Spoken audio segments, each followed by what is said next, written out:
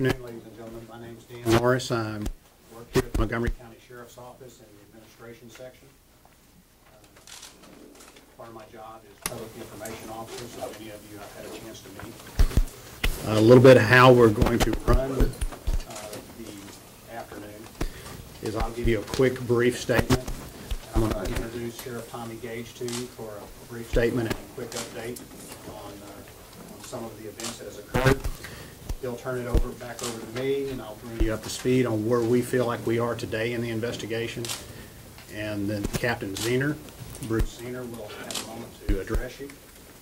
And he is the commander of the Detective Division here at Montgomery County Sheriff's Office, and he'll introduce our District Attorney, Brett Lagan, who will bring you up to date on the prosecution end of this. Please leave all your questions till after all the speakers have had a chance to address you. As you know, this is an ongoing investigation, so many things are recounted. I think the important thing to stress here today for you is how well that investigation came together and how quick it came together. The most important of this investigation came to pass yesterday, and that's two different things. One is the safe recovery of this 3-day-old child, and also the arrest and incarceration of the person who shot that child's mother in the parking lot of the doctor's office. That is, those two are the most important aspects we have today. However, you need to understand that there's still a lot of work to do on this. The investigators have evidence to examine. They have other interviews to do. So we are in no way complete with this investigation. There's many T's to cross and many I's to dot. So there's still a lot to do with this case before we hand it over completely to the District Attorney's Office so they have a report and a complete investigation to work with. With that, I'd like to introduce Sheriff Tommy Gage. He's the Sheriff of Montgomery County, Texas. Thank you. Thank you, Lieutenant. Tuesday, April 17th, shortly after 2 p.m., Kayla Marie Golden, white female, 28, left her pediatrician's office on Miller Park Drive in South Montgomery County with her 3-day-old son, Keegan, after having a checkup. When she put Keegan in her pickup, an altercation erupted with the suspect who was the occupant of the car parked next to her. The suspect shot Kayla several times, then took the child from the pickup, put him in her car, knocking Kayla to the ground as she left the scene. Witnesses on location called 911 for the Sheriff's Office and EMS. Upon arrival, officers got a brief description of the suspect and the vehicle, and an attempt to locate was aired. Kayla was transported to a local hospital where she later died. As the investigation continued, Detectives Wood and May, while canvassing the area, drove through the parking lot of the Pond Ridge Apartments on Sawdust Road, spotted a parked vehicle that closely matched the vehicle described by witnesses. It was determined that this was the vehicle involved in the offense. After talking to the residents, it was determined which apartment the suspect lived in. Montgomery County SWAT team made entry into the apartment and didn't find anyone on location. The suspect, Verna Deanne McLean, black female, 30, later arrived on location, and during her interview with detectives, information was obtained which led detectives to a residence in Harris County where her sister lived in a possible location of the child. Texas Rangers in Harris County received the information of the suspect's sister and went to that location and recovered little Keegan unharmed. With this information and the evidence obtained at both locations and from the vehicle which supported the arrest of the suspect, and she was taken into custody. Thank you, Sheriff. As all of you know, the arrest was made yesterday of Verna Deanne McLean. She's currently incarcerated in the Montgomery County Jail, charged with capital murder. She had her very first appearance before a judge this morning, where a judge refused to set bond. She's under no type of suicide watch. She has been placed in a single cell where she is the only occupant. And the investigation, our investigators hit the ground running this morning again, interviewing additional witnesses, re-examining evidence, and pressing forward with this. Our detectives, Melanie Wood and Chad May, I believe should be commended for their good, basic police work. They ran with their instincts. They started canvassing and looking at the area, parking lots and apartment complexes, and found this vehicle. Without these two detectives, innovative and good police work, we may not be here today. Again, the most important part for our Montgomery County Sheriff's Office and all of our team that work together, including the Department of Public Safety, Texas Rangers, DPS, Constable's Office, all of these agencies came together to make this work yesterday. I believe that the Sheriff's Office finest hour was yesterday. It's to recover a child that has been kidnapped and the mother killed by a stranger with no connection within 5 to 6 hours is as good a police work as you can do. Today, I'm very proud to be part of this Montgomery County Sheriff's Office. That's where our investigation is today. I think of note that you need to pay attention to is that we do not believe that this defendant acted in or with someone else. Originally, we released information that we believe that there was a second suspect that was in the car that was based on witness interviews. As all of you know, witness interviews, witnesses see things from different angles and different perspectives. However, based on the totality of this investigation, the interview with the suspect, examination of evidence, we do believe today that she acted alone. However, let me stress to you that we will not have tunnel vision on this, and the investigators will keep an open mind to ensure that there's not another suspect. But as of today, as of right now, we believe we have the single person responsible for the death of this mother and the kidnapping of her 3-day-old child. With that, I'll turn this over to Captain Zehner. This is the commander of the Detective Division here in the Montgomery County Sheriff's Office. Captain. Thank you, Dan. It's always nice to face the media when you have a positive outcome. This is a very tragic event, but it did have a positive outcome, the recovery of the child. I'm going to be brief in my statements. I think Dan probably touched on the high points. This was a multi-agency investigation involving the Montgomery County Sheriff's Office, the Texas Rangers, the FBI was on location to assist, and the Montgomery County DA's office. I'm going to let Mr. Lakin address you, and then we'll open up for some question and answers to y'all. But I'd like to stress, like Lieutenant Norris said, this is still a very active and ongoing investigation. So there's certain things that we won't be able to comment on. But once he's made his address to y'all, Detective Smith and I, his lead agent here, will take some questions from y'all. Thank you, Bruce. Good afternoon, everybody. Last night, after obtaining information from the Montgomery County Sheriff's Department, the District Attorney's Office believed that we had enough information to press forward and file charges of capital murder against Vernon McLean. Dan had pointed out several of the detectives that made the initial contact with the vehicle, started canvassing the area, but also I don't think it should go unsaid. Detective Schmidt, the gentleman standing behind me, his work obviously was paramount in securing additional information. Montgomery County SWAT was deployed not only in this county but in another county in an effort to bring the child back home safely. The troopers with the Texas Department of Public Safety were there on the scene and were actively assisting. It's nice when you have agencies with several different patches and all the patches are operating under one goal and one focus. And from about 3 o'clock yesterday afternoon to about 10 o'clock last night, that one focus was to bring that child home safe. It was a very emotional event for everybody who was there. As a matter of fact, when they received the call, everybody wanted to know, could the announcement be made to every single officer who was out there? Because there had been many officers who had left the scene and had to go on to other responsibilities, and they needed to know that the child was found safe. So I joined Bruce and Dan and the sheriff, obviously, and commending the officers, the troopers. The Texas Rangers were there on the scene. Obviously, we had an asset from the FBI there as well. The District Attorney's Office is part of our response team. We had 3 separate scenes, and we had prosecutors there on several scenes working on warrants and those types of deals. So, as part of the capital murder charge, we had asked that Ms. McLean be held without bail. The judge has honored that request.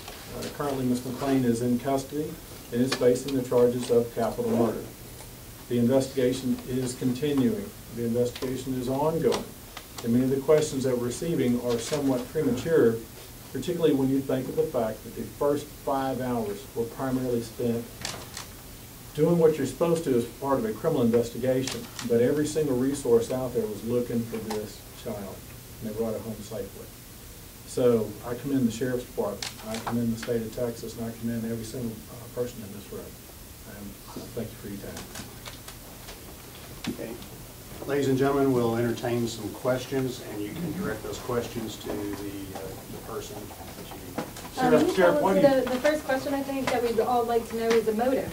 We've heard conflicting information about whether or not the suspect had a recent miscarriage or lost a child in some other way, and we're just wondering what is the motive for this event. I'm not going to go into detail of the motive, but initially, information is that she did have a miscarriage. She needed to justify having a child to her soon-to-be fiance. They were going to get married in May. And she had let in to believe that she was pregnant and had a child, so she needed a child. She needed to produce a child. That's all I'm going to comment on that. Has she confessed?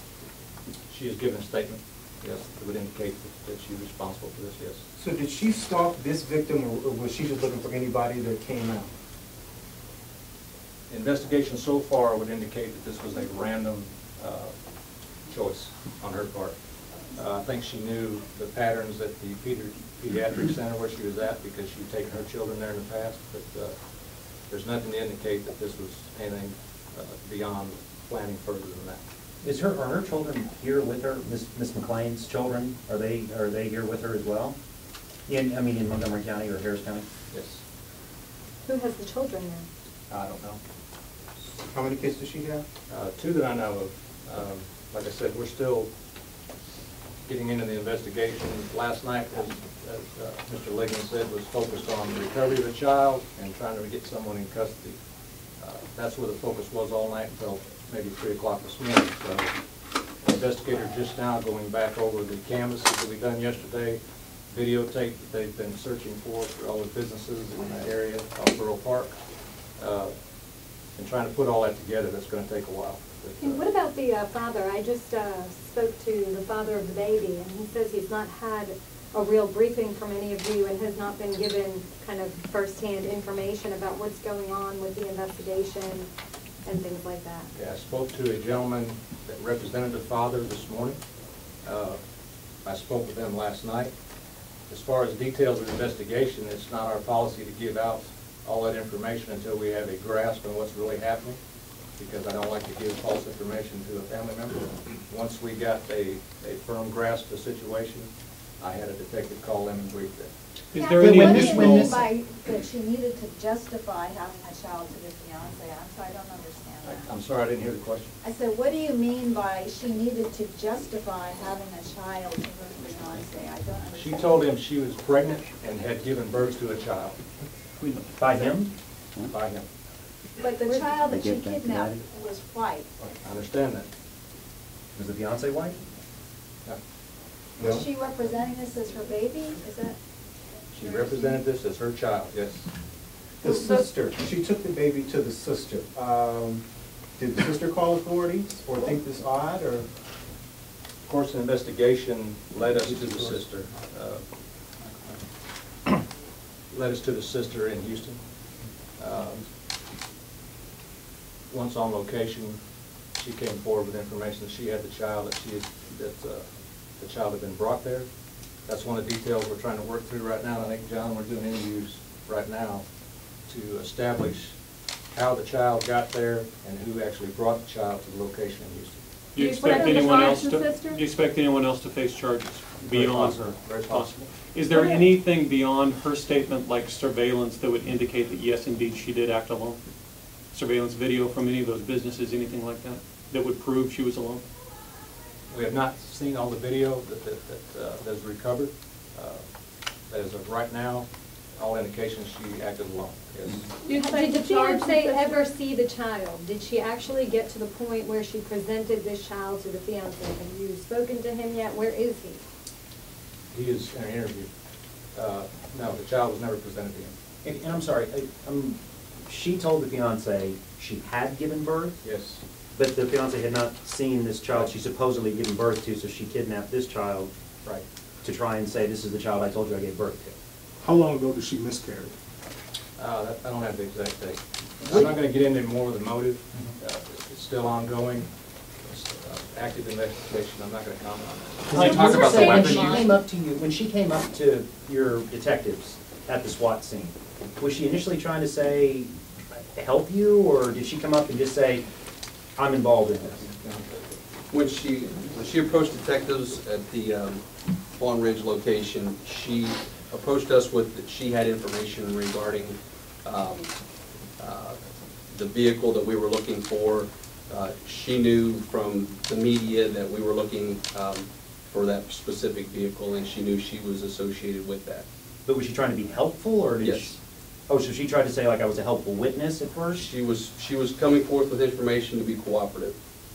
But as a suspect or as a witness? Not at that point. We did Oh. not approach her or interview her as a suspect at that point. And did she basically, is that when her story started falling apart, when you started talking to her? Throughout the interview, it started to fall apart. Can we say what weapon was used and then who it was registered to? Can we get whoever speaks close to the mics? Let me help with that. We have recovered a handgun. However, until ballistics and the crime lab has an opportunity to examine that and other evidence, it would not be wise for us to comment on that. And I'm sorry, How many and again, times was she detective- shot and where? Detective Schmidt, John Schmidt, Regular spelling? SCHMITT. John, how many times was she shot and where? At this point, the autopsy has been conducted this morning.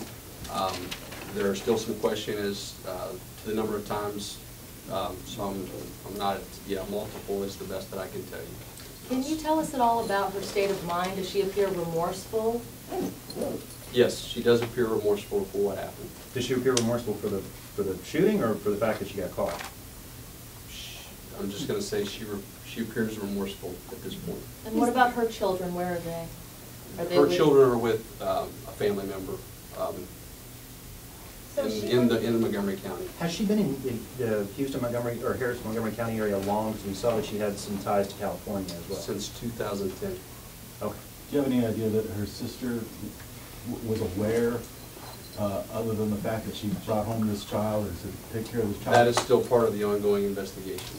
Did the sister believe the baby was adopted, or what did she believe about the baby? Like I said, we are still interviewing the sister with exactly what she knew and at what point she became aware of information, so I can't give you any specifics on that.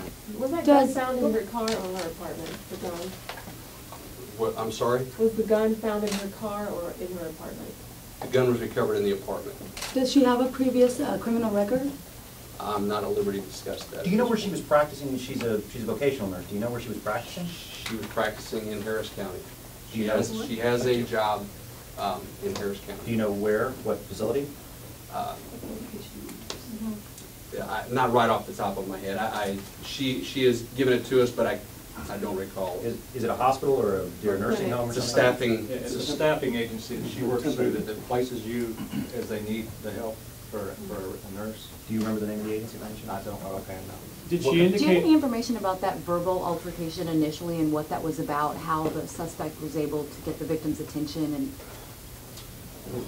Between the witnesses at the scene on Borough Park, what we've discussed with Verna, we're still trying to corroborate everything to see exactly what that was, but we're having conflicting information. Did she indicate how long she was planning this? Did she indicate how long she had thought about doing this? I'm sorry. Did Ms. McClain indicate how long she had planned this attack? No. No? How many times was the mother in the end shot, and where was she shot? I mean, we've heard conflicting information about that as well. I think all we're gonna comment on, she had multiple gunshot wounds to the torso. That's all. What led Detectives Ward and May to that apartment complex? Was it just instinct, or was it? We had a direction of travel from the suspect vehicle from Borough Park.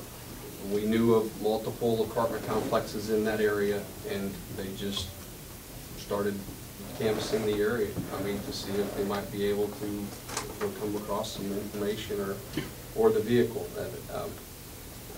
They were fortunate enough to find that vehicle there. Did she actually? Other than that, it would have probably been like finding a needle in a haystack, given the time that they had to get away and the vehicle. Certainly would have made the investigation more difficult. Yes, sir. Is there evidence suggesting that she was going to shoot this woman either way, or that some kind of conflict happened, maybe she wouldn't give the baby, and then she got shot for that? We can say that we know that she carries a firearm. To know that that was her intention to go out that day, I can't say that. Can you say, did she shoot Kayla before or after she grabbed the baby? Because we're trying to understand that, did she grab the baby, put it in the car, and then Kayla reached in and then she got shot? Or what was kind of the exact sequence? Or did she just walk up and shoot her, then take the baby? It's my understanding that she shot the complainant initially and then grabbed the baby. Okay. What was you said it was an altercation. Did she say to the victim, give me your baby? What was there a verbal altercation prior to the shooting? We are still trying to sort that out, exactly the sequence of events that transpired before the shooting. Like I said, we're trying to sort all that out. How about her mental condition? Do you think she's mentally sound? I'm not at liberty. Okay. As you know, obviously in Texas, the courts have the ability to raise any issue that they feel like in regards to the mental status of the defendant. The Sheriff's Department also has medical facilities that would be available here, and so asking the state or the detectives to comment on somebody's mental status obviously is somewhat premature at this point. And so the charging decision is the reality of whether or not the conduct has occurred, or the conduct we believe we have probable cause to go forward. So we have an aggravated kidnapping, and then you have a murder, which obviously gets you to a capital murder in the state of Texas. I'm sure in regards to defensive issues that you would typically see in any murder case, those issues would become present. The state of Texas always has the burden of proof. There are always hurdles to jump over, and it's no different in this case than there would be in any other case. And so Detective Schmidt has done a wonderful job as far as interviewing, as far as handling the witnesses. The Sheriff's Department has done a great job as well. But once we start getting into the litigation of the courtroom, that's you're putting the cart well before the horse at this point. Right, you filed capital murder. Are you going to seek the death penalty on this one? Scott, it's way too early to talk about that. In Texas, the biggest prong is future dangerousness.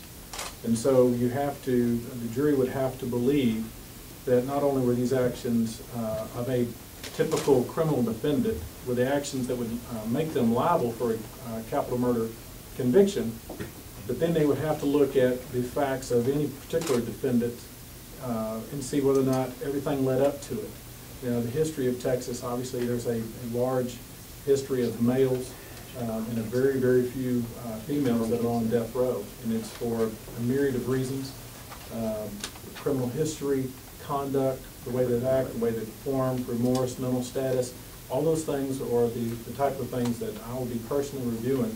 But it's too soon to look at a decision like that, and for somebody to prematurely suggest it one way or the other, I think would be unwise. It's a long, arduous process, and we will actually give the attorney who would end up representing Mr. McClain every opportunity to discuss whatever issues that they felt was appropriate long before I made that decision. How long do you think before she actually makes a first appearance in court? She actually made a first appearance this morning before Magistrate D'Amico. Montgomery County has a 24-hour magistration. Every defendant is given the ability to go before a judge. The Sheriff's Department just recently made that, the facilities are pretty modern. So every defendant gets to go before a magistrate, and she had received her warning notices and went before a judge this morning. Where's baby Keegan? The last time that we had a conversation about the whereabouts of Keegan, she was in CPS custody, and they had placed her with a family member of the victim. You know why he's not with his dad? No, I do not. We'd have to discuss that with CPS. Just a couple more questions, ladies and gentlemen, and we'll be finished. Captain General, Detective Schmidt, I know you guys have talked broadly about the determination of the detectives in trying to find the baby. How hard has this been for you guys? I can only imagine that your parents and your staff is parents who had to deal with this. Given the facts situation, how tough has this been for you guys? I think it's always tough for anyone in this business. Everybody has families, and we're not any different than anyone else. And as far as the people of the Montgomery County Sheriff's Office, the detectives worked an officer-involved shooting early morning yesterday, and then they went right on to this. So that's what they do every day. They're very professional, very determined, and I can't say enough about it. Has another court date been set? Tomorrow.